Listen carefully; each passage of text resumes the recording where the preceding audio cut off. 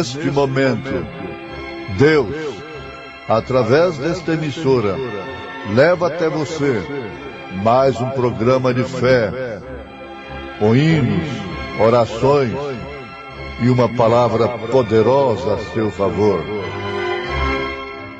Pastor Francisco Nazareno, vindo dali da igreja, de momentos calorosos que tivemos ali na presença de Deus, e agora, desejando passar alguma coisa para aqueles que não puderam estar presentes no culto, mas porventura podem estar com seu radinho ligado, ou conectado no aplicativo da Vale do Xingu, e aonde tiver Wi-Fi, por aí pela roça, por onde tiver, pode estar ouvindo. E nós convidamos aqueles que porventura estejam nos ouvindo e queiram acompanhar a leitura, abrir a sua Bíblia na carta aos Efésios, capítulo 4, versículo 30. Aos Efésios, se você não tiver com a Bíblia aí perto, mas pode pegar um lápis, um pedacinho de papel, e anotar a referência e ler depois. Aos Efésios, capítulo 4, versículo 30. Assim está escrito: E não entristeçais o Espírito Santo de Deus, no qual estáis selados para o dia da redenção. Que o Senhor abençoe a sua infalível palavra nos nossos corações. E a nossa calorosa saudação a todos aqueles que estão nos ouvindo, aos irmãos e aos ouvintes de modo geral. Pois bem, vamos a um pequeno assunto que eu tenho a mensagem aqui em mãos, intitulada O Selo de Deus. O que seria para nós o selo de Deus? Na nossa maneira de enxergar, de entender, cada um teria a sua ideia do que seria o selo de Deus. Eu não é menosprezando meus irmãos adventistas, mas eu peguei um folheto deles um dia desse e tinha a figura de um ser humano com um carimbo redondo bem no meio da testa, e dentro daquele carimbo redondo estava escrito assim: o selo de Deus, numa frase assim circulando, acompanhando a circunferência daquele carimbo, e bem no centro da frase o número 7. Quer dizer, tentando fazer as pessoas crerem, ou, como dizem eles, abrir o entendimento das pessoas para que percebam, ou achem, ou creiam que o selo de Deus seria o sábado, o 7º dia. Na realidade, em alguns pontos da Escritura, o Espírito Santo pode ser comparado como um sinal. E em Êxodo capítulo 31, a partir do versículo 12, o sábado foi dado como um sinal específico entre o Senhor Deus e a nação de Israel. E todas as suas gerações que viessem na terra depois, o sábado entre Deus e Israel era um sinal para sempre. Depois que Israel teve a sua oportunidade de crer em Deus, Deus andando com eles, Emanuel, Deus conosco, para que então o próximo passo não seria mais Deus conosco, mas Deus em nós. Vejam como o profeta classificou Deus condescendendo. desceu da glória, andou com os homens, depois de haver falado com eles pelo ministério dos seus servos, os profetas, falou pessoalmente com os homens através do Senhor Jesus, e quem cresce no Santo Evangelho, porque o homem, quando lia a lei do Velho Testamento, ele ficava quase como um profeta de Baal, se condenando a si mesmo, porque ele não tinha nada nele com o qual ele pudesse se gloriar. O apóstolo Paulo, que era um grande doutor na lei, formado aos pés do melhor professor da época, Gamaliel, quando se converteu, chegou a declarar, Romanos capítulo 7, ele mostrou que na carne do homem, no homem humano, não tem nada de bom. O profeta desta era também mostrou que o homem em si é nada para começar. Se gloria de grandes coisas e é pura vaidade. Mas Deus quer que o homem creia nas suas palavras, se converta a ele, deixe o caminho próprio que está seguindo, que, como sempre dizemos por aí, puxa a brasa para debaixo do seu espeto. Cada um, ao escolher um caminho, está sempre procurando melhora, sempre procurando um jeito de se sair melhor. Mas Deus quer que o homem deixe a própria vontade dele, ou seja, negue-se a si mesmo para seguir ao Senhor, para obedecê-lo, para servi-lo, para glorificá-lo, para lhe dar louvor. Foi isso que ele disse em Isaías 45. Pois bem, então o homem, o próximo passo dele, depois de Deus ter andado com eles, era vir morar dentro do homem. Porém, os judeus, os israelitas, não creram nisso. Não viram dessa forma. Eles já estavam estabelecidos nas suas maneiras de crer. O fariseu acreditava que o homem tem alma, tem espírito, que morre e ressuscita, que existe anjo, que pode haver visões. O saduceu não cria em nada disso. Para ele morreu, acabou. Não existia anjo, nem alma, nem espírito, nem coisa nenhuma. Só o ser humano aqui. Morreu, virou pó. Acabou-se. E tinha a sinagoga dos libertinos. Eles criam em Deus, mas eles diziam que eles eram livres, eram libertos. Eles criam em Deus, mas da maneira deles. Eles não tinham que obedecer profeta, nem apóstolo, nem nada. Eles tinham a religião deles e acabou. Era eles, mais eles, igual a eles. Já tinha até a seita dos herodianos. O fim dessa ideia herodiana, você sabe como foi que terminou?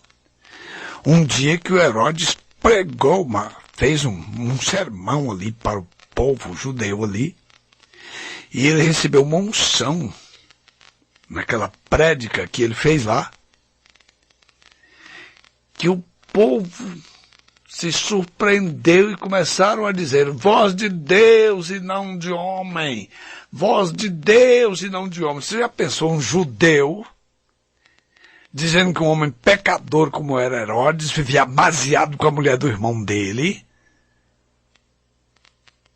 Recebeu uma unção a hora que estava falando, e judeus dizer que aquela era a voz de Deus e não de homem. E o Herodes, ao invés de dizer: não, gente, eu sou um comedor de arroz e feijão como vocês, apenas veio uma inspiração boa e eu falei coisas boas para vocês. Foi só isso. Não. Em vez de glorificar a Deus, ele se inchou e tomou aquele elogio e ficou muito satisfeito com aquilo, e de repente pé no chão. Quando os secretários deles correram para ver o que estava acontecendo, os secretários do Herodes, do rei, já tinha bichos comendo, andando no corpo que estava podre, parecendo que já era de 4 ou 5 dias. Mas escuta aqui. Quem caiu aqui há 2 minutos atrás, caiu no chão, já está podre um monte de bicho andando no camarada, parecendo que ele está morto há 10 dias. Brinca-se com Deus. Planta-se vento, se colhe tempestade. Imagine o que é que os libertinos ou os herodianos de hoje vão colher na hora do acerto. Então, minha gente, vamos dizer, no português, claro, na melhor maneira que nós temos para tentar expressar para vocês, que se você não tiver o selo de Deus, que não é sábado, não é nome de igreja, não é placa de igreja, não é credo, não é nada disso. Não entristeçais o Espírito Santo de Deus, no qual estáis selados para o dia da redenção. Ainda há alguma dúvida? Tem mais referências, dizendo que Deus selou com o Espírito Santo da promessa os dele. Ainda há alguma dúvida de que o selo de Deus é o Espírito Santo? Então, se você não estiver selado com este selo, deixa-me te dizer, não é zombando, não é criticando, não é menosprezando, não é rebaixando, mas é tentando beliscar para ver se você acorda, porque se não tem o selo de Deus, não é dele.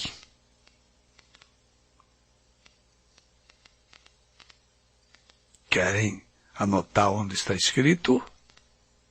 Romanos capítulo 8, versículo 9. Aquele que não tem o Espírito de Cristo, esse tal não é dele. Se as pessoas estão seladas com o Espírito Santo da promessa, então diz, quem não tem o selo, então não tem o Espírito dele. Quem não tem o Espírito dele, não tem o selo dele, e, portanto, não é dele. E quando ele vier na terra para buscar os dele, não vá pensar que ele vai pescar em aquário de ninguém, que ele vai invadir terreiro de ninguém, ou pasto de ninguém para pegar do rebanho de ninguém. Ele vai levar os dele. Mas e quem são os dele? De qual igreja, de qual religião? Não me pergunte onde eles estão neste momento, porque aonde estiver o corpo, ali se ajuntaram as águias. Aonde estiver o alimento de águia, as águias estão junto ali.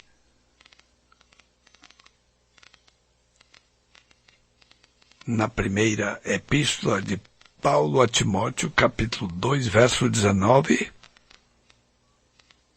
Se não for na primeira e na segunda, mas deixa eu tirar a dúvida para vocês aqui agora, porque eu não gosto de deixar as coisas pela metade. Se na primeira a Timóteo 2,19, não é, porque na primeira epístola de Paulo, capítulo 2, só tem 15 versículos. Então, na segunda, capítulo 2, verso 19, nós lemos assim: todavia o fundamento de Deus fica firme, tendo este selo. 2 pontos. O nosso assunto é o que mesmo? O selo de Deus no qual o homem deve estar selado. Não é só até a próxima festa que a igreja dele vai fazer, a religião dele vai fazer. Não é só até a próxima Copa do Mundo que ele vai se desviar e ficar correndo atrás de bola, o homem jogando na tela lá e ele aqui mexendo o pé sentado no sofá. O que é selado com o selo de Deus é até o dia da redenção. Segure isso. Todavia, o firme fundamento de Deus fica firme, tendo este selo. 2 pontos. O Senhor conhece os que são seus, e qualquer que profere o nome de Cristo aparte-se da iniquidade. O fundamento de Deus fica firme, tendo este selo. O Senhor conhece os que são seus, porque estão selados com o seu Espírito, até o dia da redenção. Por favor, eu estou tentando ajudar, por mais que isso seja insuficiente, mas eu acredito que o Senhor conhece os que são dele. Eles têm o selo dele. E o selo do assunto é que ele conhece aqueles que são dele. Por que ele conhece? Porque o Espírito dele está habitando ali. Muitos podem dizer naquele dia: Senhor, Senhor, nós não profetizamos em teu nome. Senhor, Senhor, em teu nome não expulsamos os demônios. Senhor, Senhor, em teu nome não fizemos muitas maravilhas. Se então lhes direi. Por que ele não disse assim? Então meu Pai vai dizer para eles naquele dia: apartai-vos de mim, vós que praticais iniquidade. Então lhes direi abertamente, o Senhor falando. Então lhes direi abertamente: nunca vos conheci. Meu espírito nunca morou nessa casa. Então você passa na rua e vê a fachada de uma casa pelo lado de fora, você não pode dizer que conhece aquela casa. Para conhecer aquela casa, você tem que entrar na casa, conhecer a sala, a cozinha, o banheiro, o quintal. Aí você diz: eu conheço aquela casa. Eu sei como é que é a planta dela, eu conheço aquela casa. E com mais propriedade vai poder dizer quem mora na casa. Agora, o que é a casa de Deus que ele escolheu? O céu é o meu trono, a terra o estrado dos meus pés. Que casa me edificareis vós? E qual é o lugar do meu repouso? Então, o apóstolo Paulo diz que a casa do Senhor somos nós. Vamos repetir? Aqueles em quem o Espírito de Deus habita. Aqueles que estão selados com seu Espírito para o dia da redenção. E um eleito não pode perder a sua eleição. Se acontecer de errar, de falhar, de entristecer o Espírito de Deus, no qual ele está selado, ele paga por isso. Deus repreende, açoita, castiga aqueles que ele ama. Se ele amou o mundo inteiro a ponto de dar seu Filho unigênito, para que todo aquele que nele cresce não perecesse, mas tivesse vida eterna, quanto mais ele amaria os dele. Quanto mais ele amaria aqueles que estão ao redor dele, querendo obedecer, aprender com o Divino Mestre e praticar a sua palavra, fazer a sua vontade. Vamos voltar de novo ao assunto. Quem não está selado com o Espírito Santo de Deus para o dia da redenção, no dia da redenção vai ficar do lado de fora. E nos últimos dias, agora 2 Timóteo 3, sobrevirão tempos trabalhosos. Os homens serão soberbos, serão arrogantes, serão religiosos, mas religiosos do jeito deles. Eles não se humilham, eles não se dobram. E a nossa Bíblia diz que a exaltação da parte de Deus é só para quem se humilhar diante das suas palavras. Pois é, aquele que se humilha é que será exaltado. O que se exalta, eu não tenho que crer em profeta de ninguém. Eu não tenho que crer em apóstolo, porque Jesus disse para batizar as pessoas em nome do Pai, do Filho e do Espírito Santo. Por que eu vou crer em apóstolo no dia do Pentecostes e mudar o batismo da minha igreja para Senhor Jesus Cristo? E por aí vão, porque nos últimos dias eles seriam soberbos, arrogantes, blasfemos, desobedientes a pai e mãe. Por isso, o Espírito daquele que fez Jesus Cristo ficar um cordeiro obediente até a morte, morte de cruz, não vai habitar num lobo arrogante, soberbo, que não se humilha diante das palavras de Deus. Por isso, nós queremos que Deus seja misericordioso, rogamos, clamamos a Ele, para que quando as pessoas ouçam com seus ouvidos as santas palavras de Deus, o coração deles possa se compungir. Vejam que no dia de Pentecostes, quando foi pregado o primeiro sermão pelos apóstolos do Senhor, selados com seu Espírito,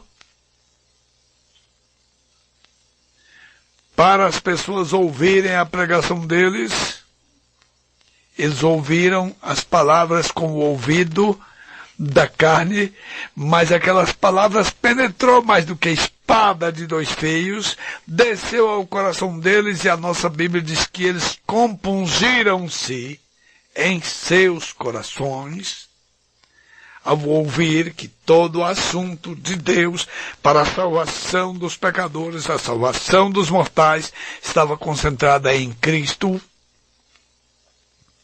no Senhor Jesus. Eles ouviram e creram. Alguma coisa moveu lá embaixo. Diz que eles se compungiram no coração, não foi nos ouvidos. E eles creram. E eles perguntaram para Pedro e aos demais apóstolos: que faremos, varões e irmãos? Agora eles já não eram mais simplesmente ouvintes do primeiro sermão pregado no dia do Pentecostes. Eles já estavam convertidos. Vocês ouviram como foi que eles perguntaram para Pedro e aos demais apóstolos: que faremos, varões e irmãos? No primeiro sermão que Pedro pregou no dia do Pentecostes, ele batizou quase 3.000 almas em nome do Senhor Jesus Cristo.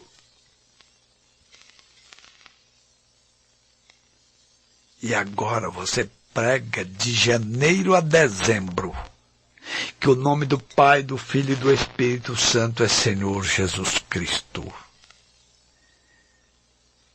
Que não há outro nome dado debaixo do céu pelo qual importa que sejamos salvos. Pregamos o nome de nosso Senhor Jesus e afirmamos: quem crê e for batizado será salvo, quem não crê será condenado. E parece que nem entra no ouvido da maioria, e uma boa parte daqueles que entram pelo um ouvido sai pelo outro. E não despertam, não acordam. Vão continuar religiosos, mas não se dobrarão para o Evangelho daquele que enviou seus pregadores e diz: preguem a toda criatura. Quem crê e for batizado será salvo, mas quem não crê será condenado. Vale a pena repetir todas as vezes que viermos aqui ao vivo. Se você já descobriu qual é o evangelho aqui na Bíblia que tem promessa de salvação, é o evangelho apostólico. Quem crê e for batizado será salvo, quem não crê será condenado. Sabe para quantos homens ele está falando isso? Para 11 apóstolos. Então é preciso crer no Evangelho Apostólico, ser batizado no nome do Senhor Jesus Cristo, receber o Espírito de Cristo, e o selo é até o dia da redenção. Então não vamos ser ingratos e nem profanos, como os últimos dias prometem, mas sermos agradecidos a Deus. Convidamos todos vocês para quarta, sexta e domingo às 19 horas, na Travessa do Escotinho, número 990, continuar ouvindo o Evangelho original. E agora, que o Senhor vos abençoe, cure as enfermidades e dê o seu Espírito para quem crê, para que possa guiá-los. Ouçamos o último hino agora, que é agradecimento.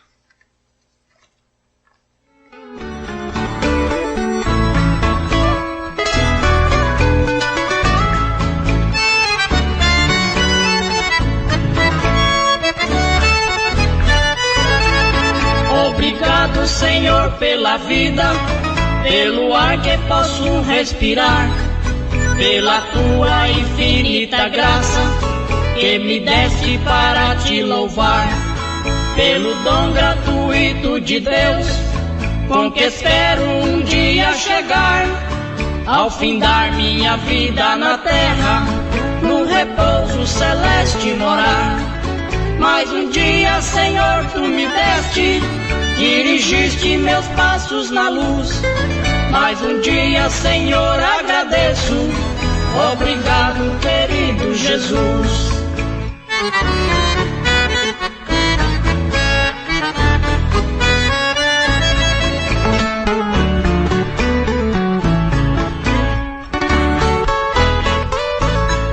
Pelo dia que amanheceu, pela noite que vejo chegar, pela fé que a mim tem dado. Notícias do Governo Federal.